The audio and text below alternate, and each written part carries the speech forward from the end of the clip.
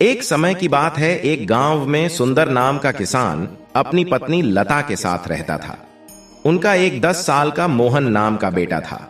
सुंदर के पास खेत थे जिस पर वह खेती करके अपने परिवार का पालन पोषण करता था। सुंदर की पत्नी घर के कार्य करती थी। वह गणेश भगवान को अपना इष्ट देव मानती थी। उनके व्रत व पूजा पूरे नियम से करती थी। एक बार गांव में भयंकर महामारी फैली जिसकी चपेट में सुंदर भी आ गया। वह बहुत बीमार पड़ गया। उसकी बीमारी के चलते लता काफी परेशान रहने लगी। उसने सुंदर का काफी उपचार कराया पर वह ठीक नहीं हो पा रहा था। उपचार के चक्कर में खेत भी बिक गए, लेकिन सुंदर की तबीयत दिन पर दिन खराब होती जा रही थी। लता रात दिन पति की सेवा में लगी रहती थी। एक दिन जब वह निराश हो गई तो वह गणेश भगवान के मंदिर में गई और गणेश भगवान के चरणों में बैठकर रोने लगी। उसने कहा, हे प्रभु, मेरे पति को अच्छा कर दीजिए। बदले में मैं कुछ भी करने के लिए तैयार हूं। उसी मंदिर में एक साधु बाबा बैठे थे और लता की बातें सुन रहे थे। जब लता वापस जाने लगी तो उन्होंने कहा, बेटी, तुम क्यों परेशान हो? लता ने उन्हें सारी बात बताई। तब साधु बाबा कुछ देर आंखें बंद करके बैठे रहे और फिर बोले, तुम्हारे पति के पिछले कर्मों के फल के कारण उसकी यह दशा हो रही है। तुम उसके लिए क्या कर सकती हो? तब लता ने कहा, महाराज, मैं कुछ भी कर सकती हूं, बस मेरे पति के प्राण बच जाएं। तब साधु बाबा ने कहा, तुम्हारे भाग्य में पति या संतान दोनों में से एक का ही सुख है। यदि तुम अपने पति का प्राण बचाना चाहती हो तो तुम्हें पुत्र की बलि देनी होगी। उसे हमें सौंपना होगा। हम उसे ले जाकर एकांत में बलि देंगे। यह सुनकर लता डर गई और बोली, महाराज, यह कैसे हो सकता है? मेरा तो एक ही पुत्र है। तब साधु बाबा ने कहा, घर जाकर सोच लो।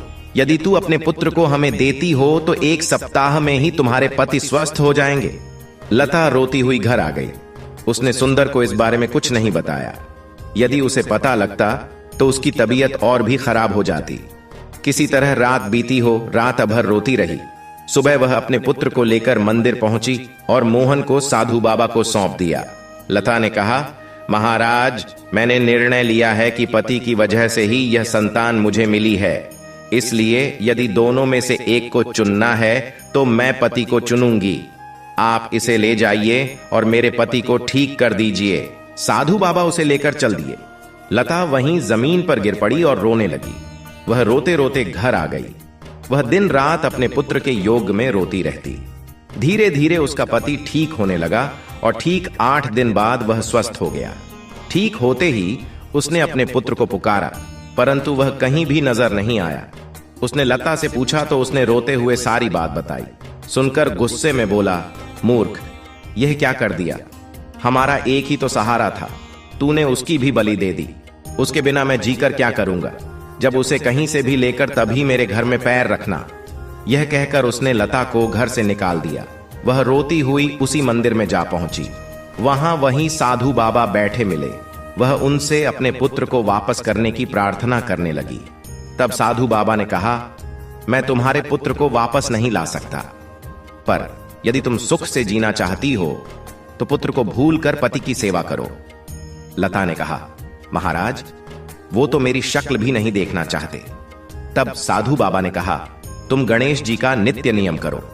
विघ्नहर्ता गणपति जी का आशीर्वाद रहा तो सारे संकट दूर हो जाएंगे। लता उसी मंदिर के प्रांगण में बैठ गई। कोई उसे कुछ खाने को फल दे जाता तो वह खा लेती और दिन रात गणेश भगवान का ध्यान करती रहती। एक दिन उसका पड़ोसी उसके पास आया और कहा, तुम्हारा पति बेहोश पड़ा है, घर जाकर देखो। वह दौड़ती हुई घर पहुंची। तब आसपास के लोगों ने कहा, यह पुत्र के योग में भूखा प्यासा रहता था और उसी कारण वह आज बेहोश हो गया है। लता ने उसे होश में लाने की काफी कोशिश की, पर वह होश में नहीं आया।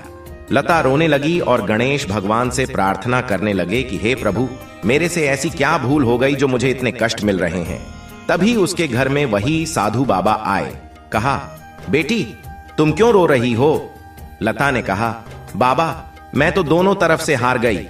पुत्र की बलि दे दी और पति को भी ठीक नहीं कर पाई। तभी वह साधु बाबा गणेश भगवान के रूप में प्रकट हुए।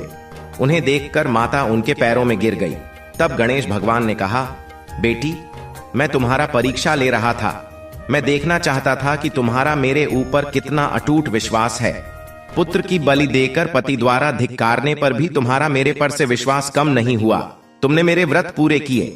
तभी मोहन बाहर से आ गया। बेटे की आवाज सुनकर सुंदर को भी होश आ गया। गणेश भगवान प्रसन्न होकर उनके घर को अन्य धन से भर दिए। दोनों पति पत्नी गणेश भगवान के चरणों में नतमस्तक हो गए। उसके बाद गणेश भगवान अंतर ध्यान हो गए। फिर गणेश जी महाराज अपने सभी भक्तों पर अपनी कृपा बनाए रखना प्रेम से बोले, गणेश भगवान की जय।